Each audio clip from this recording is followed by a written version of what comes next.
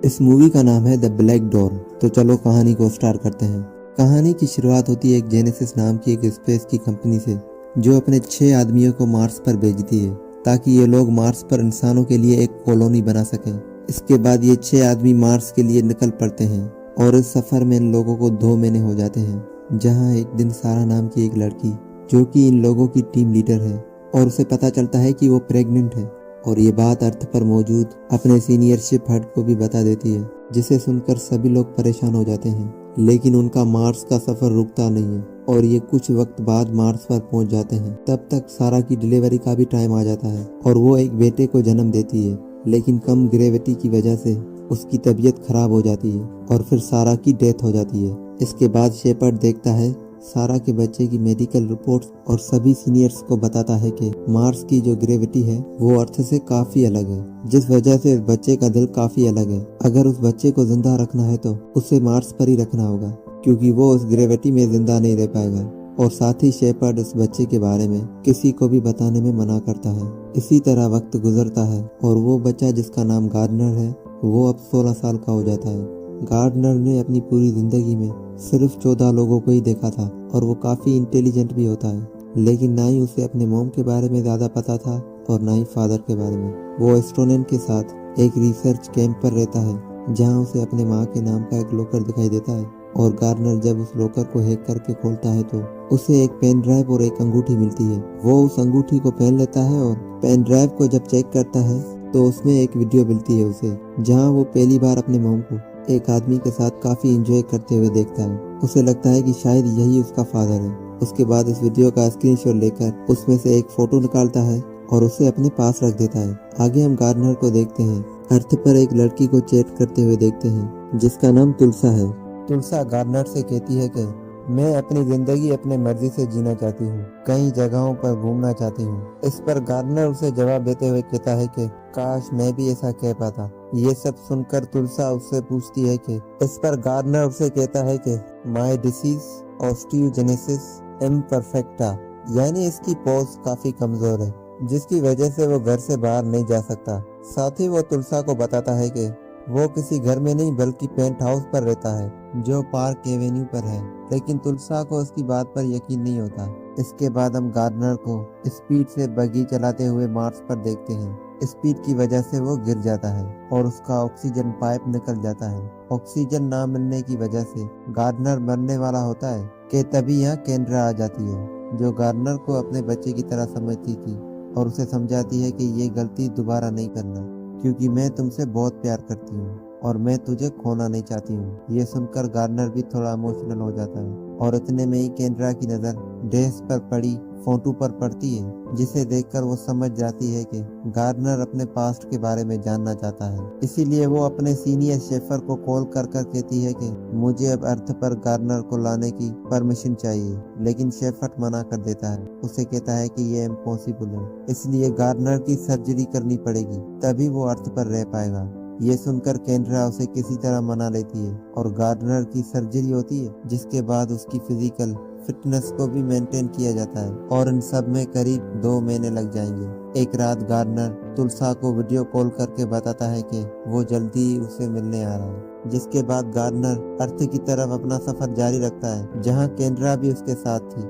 जैसे ही वो अर्थ पर लैंड करता है, उस पे कई तरह के ट्रीटमेंट किए जाते हैं ताकि पता लगाया जा सके कि वो यहाँ रह भी सकता है या नहीं। और गार्डनर इसमें फेल हो जाता है, यानी वो यहाँ पर रहने लायक नहीं है। इसीलिए उसे दोबारा मार्स पर ले जाने की प्लानिंग चल रही है। गार्डनर को जब पता चलता है कि ये लोग उसे वापस मार्स पर भेज रहे हैं तो वो यहाँ से भाग जाता है और आज वो पहली बार बिना ऑक्सीजन मास्क के खुले आसमान के नीचे घूम रहा था। ये देखकर वो बहुत खुश होता है। इसी दौरान बारिश भी होने लगती है और गार्डनर पहली बार बारिश को एंजॉय करता है। वहीं हम केंद्रा को गार्डनर की वजह से परेशान देखते हैं। तभी उसे याद आता है कि गार्डनर तुलसा नाम की एक लड़की से बात करता है, इसीलिए वो शेफर को लेकर गार्डनर को ढूंढने लगती है। वहीं दूसरी तरफ गार्डनर तुलसा से मिलने के लिए कॉलेज आ जाता है, जहाँ वो तुलसा को देखकर उसे पुकारता है। पहले तो वो उसे पहचान नहीं पाती।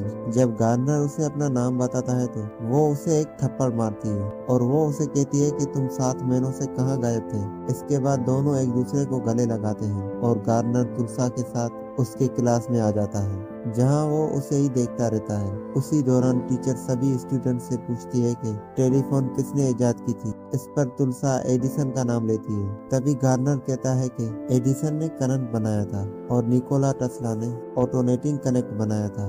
ये सुनकर सभी स्टूडेंट्स उस पर तालियां बजाने लगते हैं और गार्नर बहुत खुश होता है। जब क्लास खत्म हो जाती है तो तुलसा उससे पूछती है कि आखिर तुम कहाँ से आए। इस पर गार्नर मार्स का नाम लेता है। ये सुनकर तुलसा हंसने लगती है और उसकी बात पर यकीन नहीं करती। जिसके बाद गार्नर उसे बताता है कि जब मैं पैदा हुआ था तभी मेरे मॉम की डेथ हो गई थी और अब मैं अपने फादर को ढूंढने के लिए यहाँ आया हूँ। साथ ही वो तुलसा से ये भी कहता है कि वो यहाँ नया है और यहाँ किसी को भी नहीं जानता। फिर वो उसे अपने फादर की फोटो दिखाता है, जिसके बाद तुलसा भी उसकी मदद करने के लिए राजी हो जाती है और दोनों गार्नर के फादर को ढूंढने के लिए निकल जाते हैं। लेकिन उन्हें ढूंढने से पहले वो तुलसा के घर आते हैं, जहां से तुलसा कुछ पैसे लेती है। इतने में ही यहाँ केंड्रा और शेफर आ जाते हैं। केंड्रा गार्नर से वापस आने को कहती है क्योंकि उसकी तबीयत खराब हो सकती थी, पर वो उसकी एक भी बात नहीं सुनता। केंड्रा को कहता है कि मैं अपने फादर को ढूंढने के लिए जा रहा हूँ। इतना कहकर वो यहाँ से भाग जाता है और उसको पकड़ने के लिए केंड्रा उसके पीछे जाती है। इतने में ही शेफर कार लेकर गार्नर का पीछा करता है, लेकिन तभी यहाँ तुलसा हेलीकॉप्टर लेकर आती है और गार्नर को अपने साथ ले जाती है। और ये तुलसा को अच्छी तरह चलाना नहीं आता था। इतने में ही हेलीकॉप्टर का फ्यूल भी खत्म हो जाता है, जिसके बाद वो हेलीकॉप्टर गोदाम से टकरा जाता है और एक बहुत बड़ा ब्लास्ट होता है। ये ब्लास्ट देखने के बाद केंड्रा और शेफर बहुत ज्यादा डर जाते हैं। उन्हें लगता है कि गार्नर इस धमाके से मर गया है, लेकिन जब वो यहाँ पे आके चेक करते हैं तब उन्हें पता चलता है कि वो पहले ही हेलीकॉप्टर से कूदकर निकल गया था और अब यहाँ से भाग चुका है।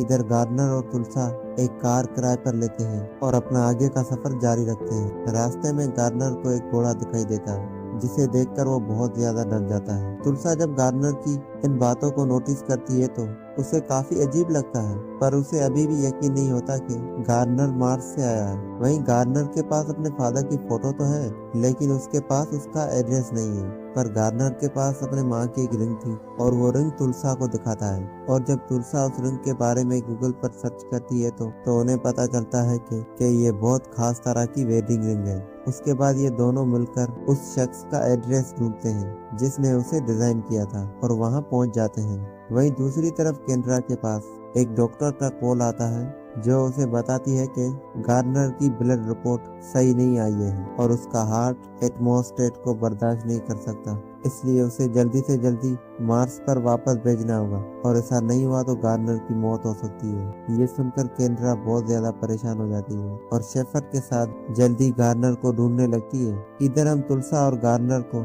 एक साथ बहुत खुश देखते हैं। वो दोनों एक मार्केट में जाकर कपड़े और टेंट लगाने का सामान खरीदते हैं और फिर उस शख्स तक पहुंच जाते हैं जिसने गार्नर के माँ की रिंग डिजाइन की थी। वो शख्स ने एक बिल देता है जिसमें एक एड्रेस लिखा हुआ था। इसके बाद तुलसा और गार्नर सेट्रिस पर जाने का डिसाइड करते हैं, लेकिन रास्ते में गार्नर की तबीयत बहुत ज्यादा खराब हो जाती है और उसकी नाक से खून बहने लगता है, जिस वजह से वो यहीं बेहोश हो जाता है। ये देखकर तुलसा उसे जल्दी से एक हॉस्पिटल पर ले जाती है, जहां डॉक्टर गार्नर का चेकअप करते वक्त हैरान रह जाते हैं क्योंकि उसका दिल एक आम इंसान के मुकाबले काफी बड़ा था। उसकी बोन्स भी कुछ अलग थी। यहाँ तुलसा भी समझ जाती है कि गार्नर ने उसे जो कुछ भी बताया था वो सब सच था। इतने में ही गार्नर को होश आ जाता है। वो तुलसा को यहाँ से चलने के लिए कहता है, जिसके बाद ये दोनों यहाँ से भाग जाते हैं और उस एड्रेस पर पहुंच जाते हैं। जिसके बाद गार्नर को वही आदमी बैठा हुआ दिखता है जो सारा के साथ फोटो में था। गार्नर से देखकर बहुत खुश होता है क्योंकि उसे ये लगता है कि वही उसका फादर है और वो जल्दी से उन्हें फोटो दिखाता है और उससे कहता है कि सारा मेरी मॉम थी और मुझे जन्म देते वक्त उनकी डेथ हो गई। इस पर वो शख्स गार्नर से कहता है कि सारा की डेथ एक एक्सीडेंटल थी। ये सुनकर गार्नर मना करते हुए कहता है कि नहीं, ये सच नहीं है और मैं आपका बेटा हूँ। और वो शख्स गुस्से में पुलिस को फोन करने लगता है। तब तुलसा उसे रोकती है और कहती है कि ये इस प्लेनेट पर किसी को नहीं जानता, ये सिर्फ तुमसे मिलने के लिए इतनी दूर से आया है। इस पर वो शख्स कहता है कि सारा मेरी बहन थी। ये सुनकर तुलसा एकदम शॉक्ड हो जाती है। जब वो पीछे मुड़कर देखती है तो गार्नर वहाँ पे नहीं होता। वो जल्दी से बीच पर जाकर गार्नर को बताती है कि ये तुम्हारे फादर नहीं बल्कि अंकल है। ये सुनकर गार्नर तुलसा से कहता है कि मैं अपने मॉम को महसूस कर सकता हूँ क्योंकि ये वही जगह है जहाँ मेरी मॉम वीडियो में थी और अब मैं यहीं मरना चाहता हूँ। इतना कहकर वो समुद्र के अंदर चला जाता है और तभी यहाँ शेफर और केंद्रा दोनों आकर उसे बचा लेते हैं। उसकी हालत देखकर शेफर बहुत रोता है। उसके बाद गार्नर शेफर से पूछता है कि मेरी माँ कैसी थी। इस पर वो उसे कहता है कि वो बहुत अच्छी थी। ये सुनकर गार्नर समझ जाता है कि शेफर से कहता है कि तुम ही मेरे फादर हो ना। इस पर वो उसे हाँ में जवाब देता है। इतने में ही यहाँ पर एम्बुलेंस भी आ जाती है, जिसके बाद गार्नर को एम्बुलेंस में बिठाकर एयरपोर्ट की तरफ ले जाया जाता है, जहाँ एक खास प्लेन मौजूद था।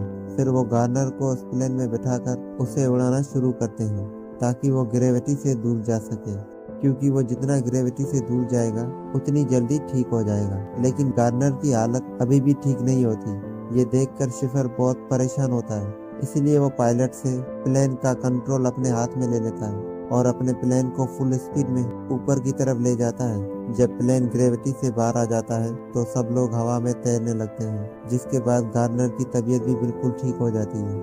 कुछ टाइम के बाद वो दोबारा अर्थ पर आते हैं। गार्नर को मार्स पर वापस ले जाने की तैयारी करते हैं। हालांकि तुलसा को उसके जाने का बहुत दुख होता है, पर वो गार्नर को जाने से रोकती नहीं है और अब गार्नर मार्स पर पहुंच जाता है, जहां पहुंचने के बाद तुलसा और गार्नर की पहले की तरह ही बात शुरू हो जाती है और उस कहानी का एंड हो जाता है। अगर ये कहानी आप लोगों को अच्छी लगी हो तो प्लीज़ मेरे चैनल को सब्सक्राइब और वीडियो को लाइक जरूर कर देना। तो मिलते हैं किसी नई कहानी पर।